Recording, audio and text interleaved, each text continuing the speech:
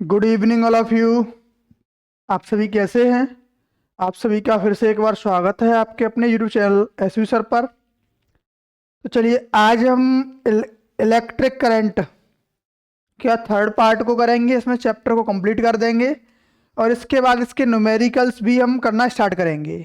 ठीक, चलिए सबसे इसकी हेडिंग है एडवांटेज ऑफ पैरेलल कॉम्बिनेशन और डिसएडवांटेज ऑफ सीरीज कॉम्बिनेशन।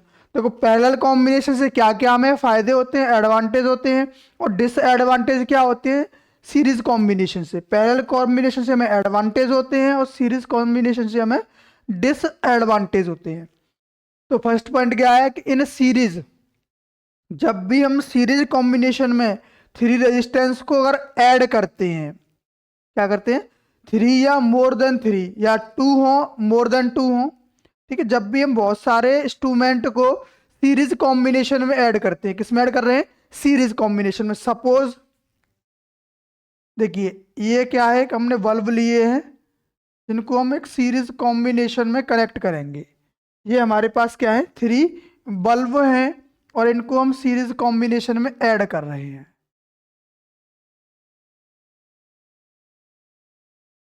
ये कोई एक बैटरी है जिससे हमने इसको कनेक्ट किया हुआ है। यहाँ पे एक हमारा स्विच है,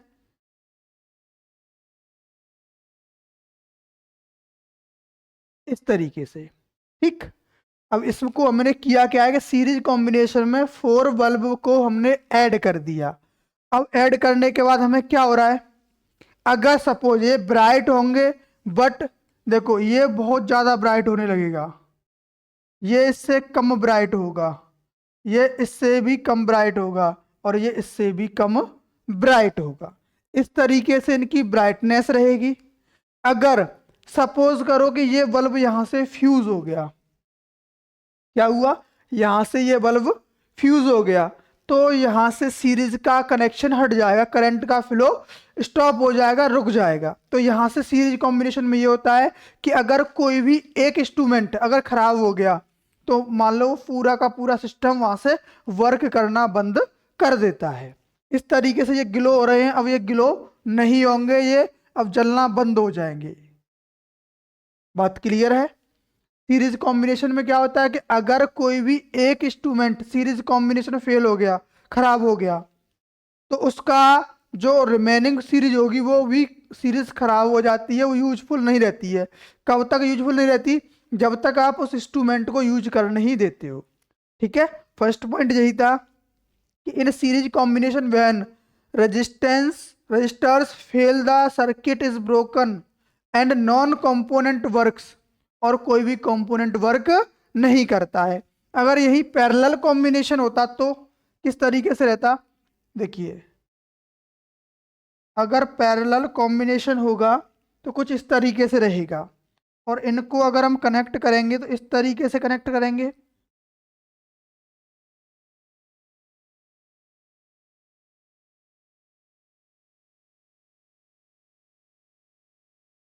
ठीक, इस तरीके से हमें इन्होंने इनको कनेक्ट किया हुआ है।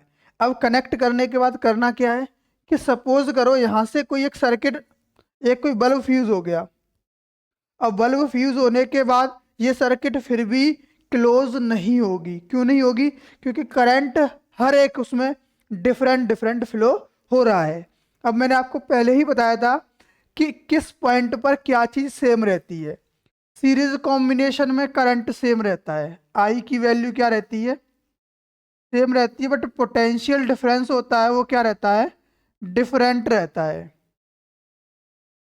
ठीक, यहाँ पे पोटेंशियल डिफरेंस डिफरेंट होता है, और सेकंड यहाँ पे आई की वैल्यू डिफरेंट रहती है, यानी इलेक्ट्रिक करंट जो है डिफरेंट रहेगा, और जो पोटेंशियल है वो क्या रहता है, सेम रहता है। ये बात आपको क्लियर हो गई होगी। और सेम रहता है तो हम मोस्टली जो इंस्ट्रूमेंट घरों में यूज करते हैं वो क्या करते हैं, तो उन पर एक पॉइंट देखना कि वहाँ हर एक पे 220 वोल्ट लिखा होता है, यानी वोल्टेज हर एक इंस्ट्रूमेंट का सेम रहता है। और यहाँ पे देखना जब हम सीरीज कॉम्बिनेशन में इनको ऐड करेंगे तो वोल्टेज क्या रहते हैं, डिफरेंट। तो यहाँ इंस्ट्रूमेंट अच्छे से वर्क नहीं करते हैं। ठीक है। दूसरा एडवांटेज है सीरीज कॉम्बिनेशन में क्या होता है, अगर कोई एक इंस्ट्रूमेंट खराब हो जाएगा तब भी कोई फर्क नहीं पड़ता, पूरी सर्किट ऑन रहती है। अगर सीरीज कॉम्बिनेशन में कोई भी एक कंपोनेंट खराब हो जाता है तो पूरी सर्किट सर्किट जो है क्लोज हो जाती है। ठीक, चलिए अच्छा, और क्या है एडवांटेज है इससे। अब हमने बताया कि जब भी किसी भी हम अगर इंस्ट्रूमेंट को लेके परचेज करके लाते हैं तो वहाँ होता है 220 वोल्ट और इतने वाट, उसकी पावर होती है कुछ वाट में, और 220 वोल्टेज जो है फिक्स रहता है, यानी पोटेंशियल डिफरेंस क्या है उसका फिक्स रहना है। तो फिक्स कहाँ रहता है, सेम कहाँ रहता है, वो रहता है पैरेलल कॉम्बिनेशन में। कहाँ रहता है, पैरेलल कॉम्बिनेशन। इसीलिए हमें पैरेलल कॉम्बिनेशन में जो घरों की हम फिटिंग करवाते हैं, हाउस की फिटिंग होती है, वो कौन से कॉम्बिनेशन में होती है, वो होती है पैरेलल कॉम्बिनेशन में। ठीक है, फर्स्ट पॉइंट आपको क्लियर हो गया होगा। अच्छा, सेकंड पॉइंट होता है different appliances different current, this can not be satisfied in series combination.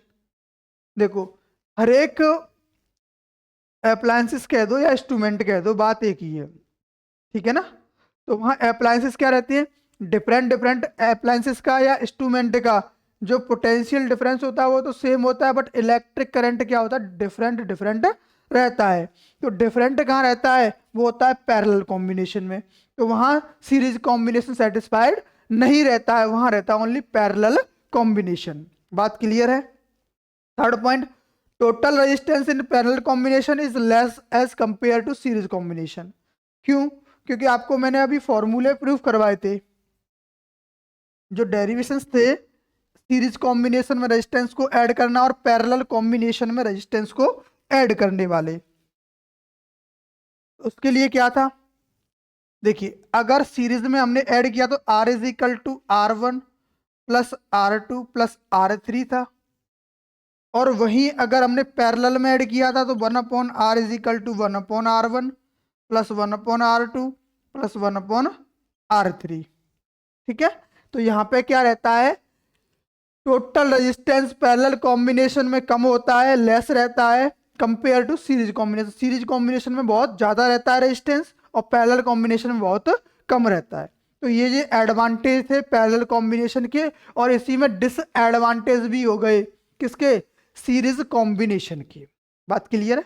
Disadvantage में तो ये गिवन है, अगर यहाँ एडवांटेज है पैरेलल कॉम्बिनेशन के, तो parallel combination does not depend one instrument, वो डिपेंड नहीं करता है, वो किस पे डिपेंड करता है, इजीली कितने भी इंस्ट्रूमेंट हम लगाते हैं घरों में जब पैरेलल कॉम्बिनेशन में ऐड करते हैं, कोई एक इंस्ट्रूमेंट खराब होने से कभी भी कोई प्रॉब्लम आई है कि ये इंस्ट्रूमेंट बंद हो गया, ठीक है, कभी कोई प्रॉब्लम नहीं आती। अगर एक इंस्ट्रूमेंट खराब है तो वो खराब रहेगा और जो सही है वो तो ऑटोमेटिकली अपना वर्क करता रहेगा।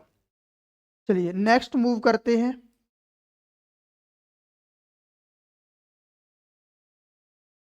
देखिए heating effect of electric current. अब हीटिंग इफेक्ट क्या होता है, देखिए हीटिंग इफेक्ट है the conductor is purely resistive, यानी जो इलेक्ट्रिक कंडक्टर होता है वो कैसा होता है, प्योरली रेजिस्टिव होता है। रेजिस्टिव का मीन्स क्या है कि उनका रेजिस्टेंस रहता है, कोई भी अगर आप कंडक्टर लोगे तो हर एक कंडक्टर में रेजिस्टेंस होता है उस खुद का। ठीक है, the source of energy continuously get dispatched in the form of heat. जब भी हम किसी कंडक्टर में, सपोज ये कंडक्टर है, इसमें अगर मैंने heat provide, electric current provide किया है, तो इसमें क्या होगा, ये कुछ ना कुछ हीट को रिलीज करेगा एक एनर्जी के फॉर्म में। जैसे हम कोई भी ट्यूबलाइट या बल्ब जलाते हैं तो आफ्टर सम टाइम हीट हो जाता है, तो हीट क्यों हुआ, वो इलेक्ट्रिक करंट उसमें प्रोवाइड किया गया, तो उसमें रेजिस्टेंस होने की वजह से वो क्या करता है, उसको हीट में कन्वर्ट कर देता है, electric energy convert into heat energy. ठीक है, this is known as the heating effect of a electric current. इसी इफेक्ट को हम क्या कहते हैं, heating effect of electric current कहते हैं। सपोज, ठीक है, चलिए हीटिंग इफेक्ट समझ में आया क्या है, कि कंडक्टर है जो कि प्योरली क्या है, रेजिस्टिव है, जिसका काम क्या है, वो कंटिन्यूसली इलेक्ट्रिक करंट को हीट एनर्जी में कन्वर्ट करता है, और इसी फिनोमिना को हम क्या बोलते हैं, heating effect of electric current phenomena को बोलते हैं। ठीक है, चलिए अब इसका फॉर्मूला होता है, क्या फॉर्मूला होता है, हमने पढ़ा है V is equal to W upon Q होता है, ठीक है। V is equal to W upon Q कहाँ से, वो पढ़ा था पोटेंशियल डिफरेंस से, V is equal to W upon Q. अच्छा डब्ल्यू क्या था, यहाँ वर्क था, वर्क या एनर्जी क्या रहती है, सेम रहती है। तो यहाँ पे कौन सी एनर्जी है, हीट एनर्जी। और हीट एनर्जी तो W के इक्वल टू हम क्या पुट करेंगे, H पुट कर देंगे। क्यों पुट कर देंगे, क्योंकि उसको वर्क कहो या एनर्जी कहो चाहे हीट एनर्जी हो, वो इक्वल रहती हैं। अच्छा जी, तो V इज इक्वल टू क्या होगा, H अपॉन क्यू। तो H इज इक्वल टू क्या हो जाएगा, वी क्यू। क्या हो जाएगा, वी क्यू। वी क्यू हो गया। अच्छा जी, अब एक तो ये फॉर्मूला बन के आता है किसका, हीट एनर्जी का। अच्छा और फॉर्मूलेस क्या बन सकते हैं, H इज इक्वल टू, हम जानते हैं V इज इक्वल टू क्या होता है, आई आर होता है ओम्स लॉ से। तो यहाँ क्या होगा, आई आर इंटू क्यू, ठीक है। अच्छा Q इज इक्वल टू क्या होता है, Q इज इक्वल टू होता है आई टी, ठीक है। तो हम यहाँ पुट कर देंगे, तो एक फॉर्मूला ये भी तैयार हो गया, H is equal to I R into Q is equal to I T. तो ये हो जाएगा H is equal to I square R T. तो ये भी क्या एक मेन फॉर्मूला है, किसका है, ये नहीं दिख रहा आपको, हाँ? चलिए इसको भी शो कराते हैं अभी, देखिए यहाँ पे करा देते हैं। तो H इज इक्वल टू क्या होगा, आई स्क्वेयर आर टी, ठीक है। H इज इक्वल टू क्या होगा, आई स्क्वेयर आर टी। अच्छा अगर हम इसमें R से मल्टीप्लाई कर दें, किसमें, इसी नंबर में, तो यहाँ क्या होगा, आई स्क्वेयर आर स्क्वेयर। अब कहोगे सर आपने मल्टीप्लाई तो कर दिया, बट हम ऐसे कर सकते हैं क्या, नहीं कर सकते। तो फिर क्या करना पड़ेगा हमें, इसके लिए जस्ट इसका अपोजिट भी करना पड़ेगा। जब हमने R से मल्टीप्लाई किया है रेजिस्टेंस से, तो R से डिवाइड भी करना होगा। तो यहाँ क्या हो जाएगा, अगर इसमें मल्टीप्लाई और डिवाइड कर दें किससे, रेजिस्टेंस से, तो यहाँ क्या बनेगा, आई स्क्वेयर आर स्क्वेयर।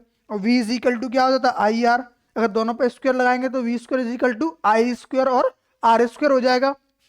तो H is equal to V square upon R into में रहेगा T। तो ये मेन फॉर्मूलेस कुछ तैयार होते हैं यहाँ से। क्या है, देखो हीट एनर्जी का formula H is equal to V Q होता है, H is equal to I R Q होता है, और H is equal to I square R T होता है। अच्छा एक और बन के आता है, अगर इसी जगह पर हम पुट कर दें इसमें क्या, Q is equal to I T, यही पुट करते, तो यहां से क्या बन के आता, ए implies H is equal to V I T. तो ये भी एक फॉर्मूला होता है हीट का, आप इसका स्क्रीनशॉट ले लें। चलिए हम नेक्स्ट पॉइंट की ओर मूव करेंगे।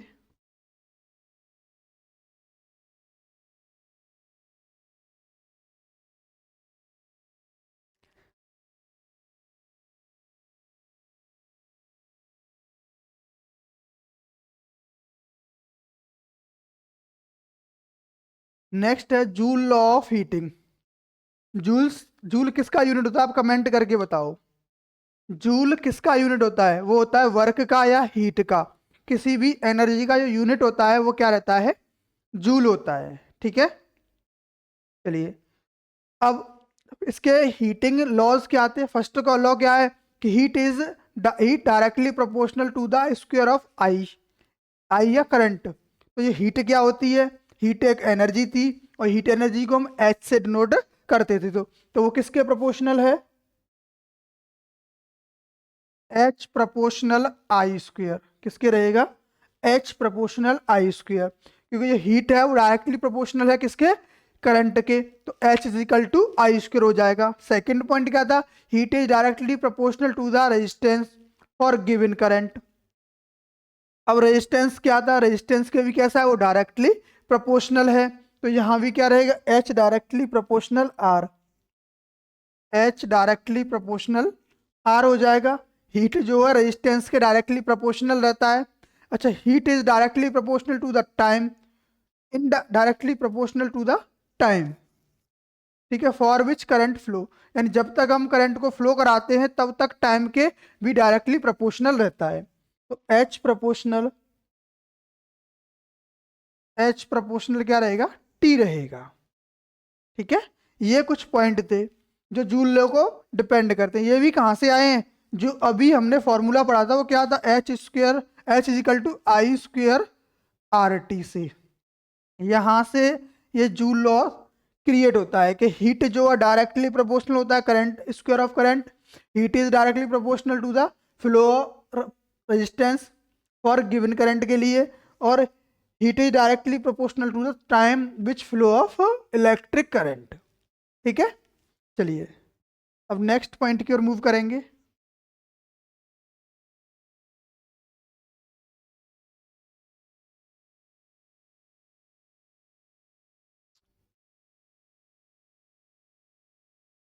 Practical appliances, practical application of the heating effect.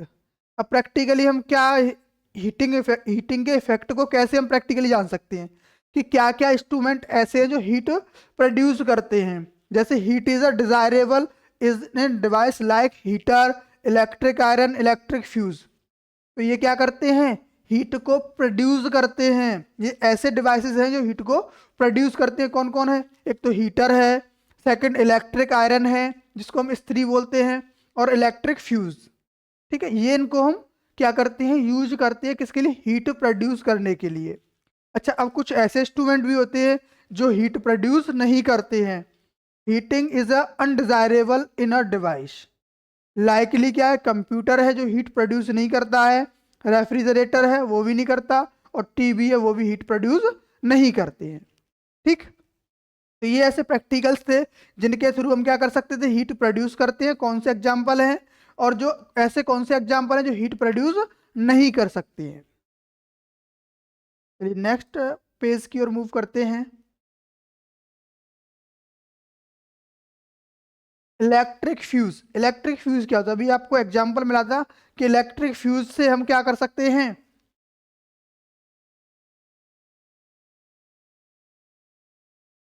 Electric fuse की हेल्प से हम हीट को प्रोड्यूस कर सकते हैं। और इलेक्ट्रिक फ्यूज होता क्या है एक्चुअल में, ये एक ऐसा डिवाइस होता है जो हमारी सर्किट को प्रोटेक्ट करके रखता है। किस तरीके से, घरों में हम फ्यूज का इस्तेमाल करते हैं जिससे कहीं अगर शॉर्ट सर्किट होती है तो वो ऑटोमेटिकली इलेक्ट्रिक को शट डाउन कर देता है, पावर ऑफ कर देता है। तो फ्यूज का वर्क क्या है कि अगर कहीं शॉर्ट सर्किट हो रही है या ओवरलोडिंग हो रहा है, यहाँ कहीं पर किसी को कुछ भी हो रहा है, तो इफेक्ट ऐसा है कि जो हीट को कहीं ना कहीं इलेक्ट्रिक करंट को ज़्यादा ही प्रोड्यूस कर रहा है। शॉर्ट सर्किट से भी हमें बचाता है और ओवरलोडिंग से भी हमको बचाता है, हमारे इंस्ट्रूमेंट को कुछ भी डिस्ट्रॉय नहीं होने देता है। तो क्या है ये, these are the device which protect circuit. ये क्या करता है, हमारी सर्किट को प्रोटेक्ट करता है। And applies by stopping flow of current in case of short circuit और ओवरलोडिंग। शॉर्ट सर्किट होगी तब भी ये हमें बचाता है और ओवरलोडिंग से भी हमें बचाता है। अब इसको हम किस तरीके से कनेक्ट करते हैं, इसके क्या क्या और पॉइंट्स हैं उनको जानेंगे। तो ये क्या करते हैं, हम इसको सीरीज कॉम्बिनेशन में ऑलरेडी हम ऐड करते हैं, कनेक्ट करते हैं, ऐड करते हैं। ठीक है, सेकंड पॉइंट क्या है, it has low melting point. इसका क्या होता है, लो मेल्टिंग पॉइंट होता है, ये जब बहुत जल्दी मेल्ट हो जाता है। क्या हो जाता है, फ्यूज मेल्ट नहीं होता है, बट इसके अंदर जो भी एक वायर वगैरह होता है वो जल्दी से हीट थोड़ी सी भी होती है, जब ज़्यादा करंट होता है तो उसको वो एब्जॉर्व करता है और वहाँ से वो उसको थोड़ा सा ही मेल्ट होके और लाइट को शट ऑफ कर देता है। ठीक है, it is like wire made up of metals. ये बना किससे होता है, वायर वो मेटल से बना हुआ होता है। चलिए, तो ये फ्यूज के वर्क थे और ये फ्यूज होता है जिसका हमें अब पता चला है। देखिए इलेक्ट्रिक पावर क्या होती है, इलेक्ट्रिक जो एनर्जी होती है उसको कंज्यूम करने की जो रेट होती है उसी को हम क्या बोलते हैं, इलेक्ट्रिक पावर बोलते हैं। ठीक है, इलेक्ट्रिक पावर की ऐसा यूनिट क्या होती है, वॉट होती है। ठीक है, क्या होती है, वॉट होती है। इलेक्ट्रिक पावर समझ में आया कि इलेक्ट्रिक एनर्जी जो भी थी उसको टाइम के रेस्पेक्ट में जो भी वर्क हुआ है उसमें अगर टाइम से डिवाइड कर दें, उसका टाइम का कंपैरिजन कर दें, तो उसको हम क्या बोलते हैं, इलेक्ट्रिक पावर बोलते हैं। तो इट्स ऐसा यूनिट क्या होती है, वॉट होती है। क्या होती है, वॉट। ठीक है, इसकी ऐसा यूनिट क्या है, वॉट है।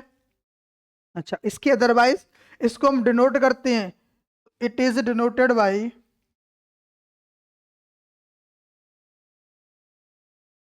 इसको हम डिनोट कैसे करते हैं, पी से करते हैं। It is a scalar quantity,